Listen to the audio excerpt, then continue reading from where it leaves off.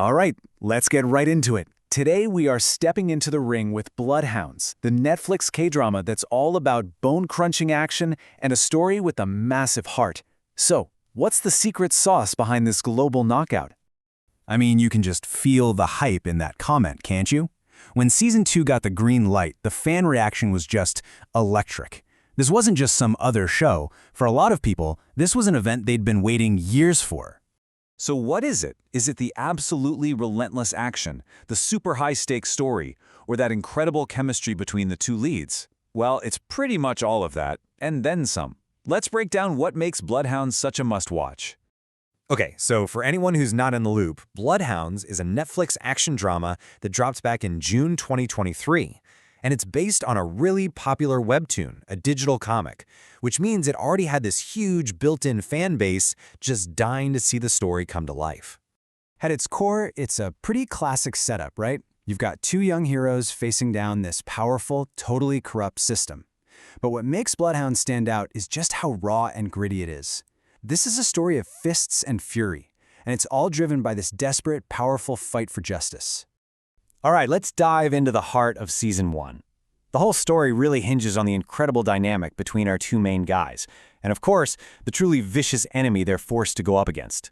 So first up, you've got Kim Geon. He's the strong, silent type, you know? He's the emotional core of the show, fighting for his mom.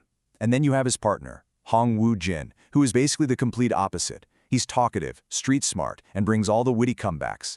But despite being polar opposites, they both used to be Marines, and that shared experience forges this absolutely unbreakable bond. So where does it all go wrong?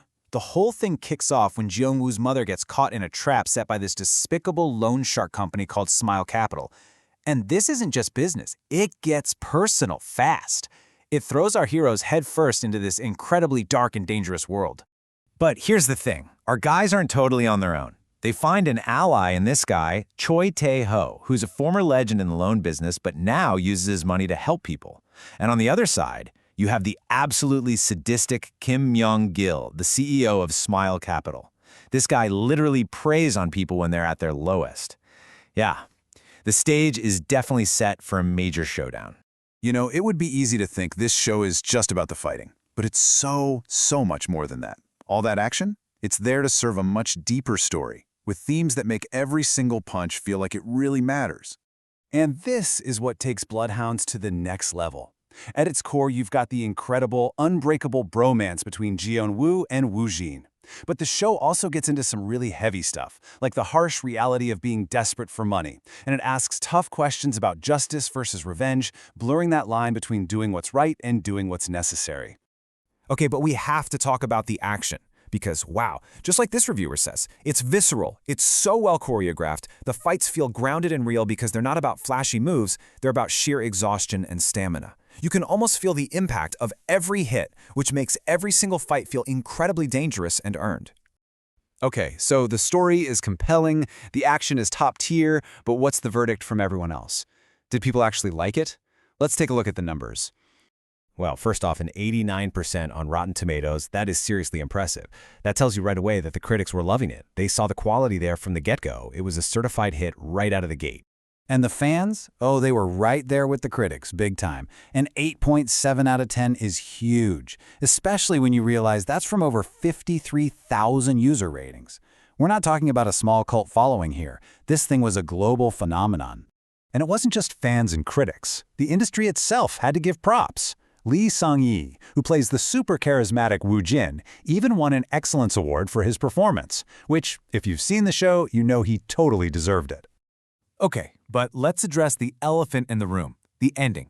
If you've spent any time in the fandom, you've probably heard the chatter that those last two episodes, they felt a little different.